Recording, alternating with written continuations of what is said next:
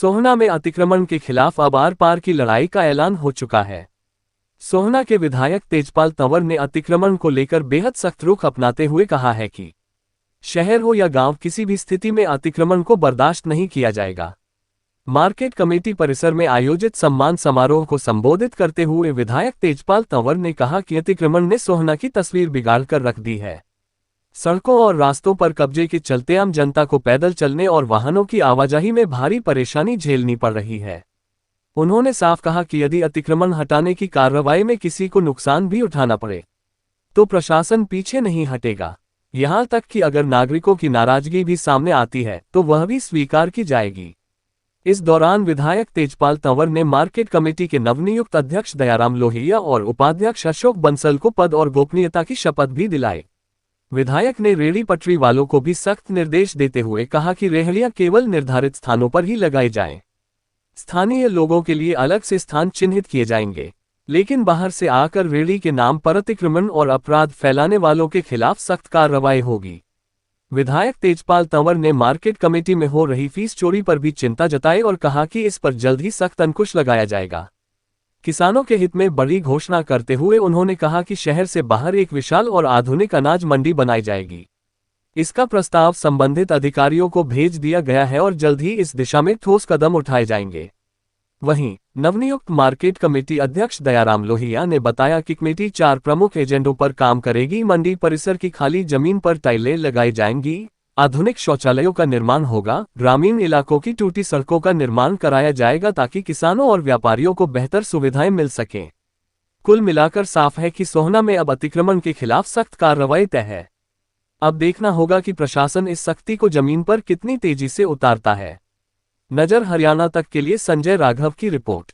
तो हमारा पूरा फोकस है जी।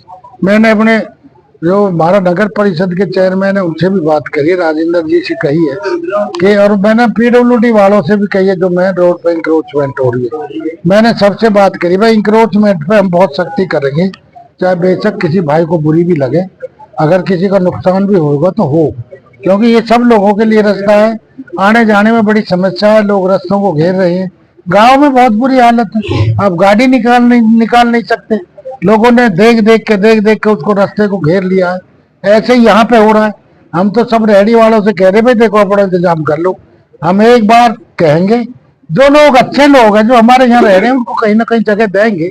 अब बेमतलब के लोगों को हम यहाँ रहने नहीं देंगे। चोरी चकारी करते हैं, बदमाशी करते हैं, उसके नाम पे हमारे लोगों को दुखी करते हैं, तो वो हम सहन नहीं करेंगे। इंक्रोचमेंट में हमारा पूरा फोकस। लेकिन विधायक चोरी हो रही है, वो मेरे संज्ञान में है। आप लोगों ने भी मेरे से कई बार और व्यापारियों ने भी कई बार, भाई पैसा चोरी नहीं होने देंगे, चोरी को बिल्कुल रोकेंगे। अगर दिक्कत तो मंडी वालों को भी आ रही है, हम कोशिश करेंगे कि मंडी हम शहर से बाहर बढ़ाएं। मेरी अपनी सोच ऐसी है। मैंने अभी ये प्रस्ताव रखा था कमेटी में, लेकिन वो ऊपर जो सीनियर अधिकारी वो कहने लगे जी विधायक जी आपके यहाँ तो सारा शहरीकरण हो गया है, आप कहाँ। विधायक जी की कृपा से हमने कुछ 4 एजेंडे बनाए अपनी इस कमेटी के सुधार के लिए। हम सर्वप्रथम जो हमारे आपने अभी शेड का जो नाम लिया वो हमारे पहले एजेंडे में, हमारे इस मंडी में बहुत पुराना शेड है।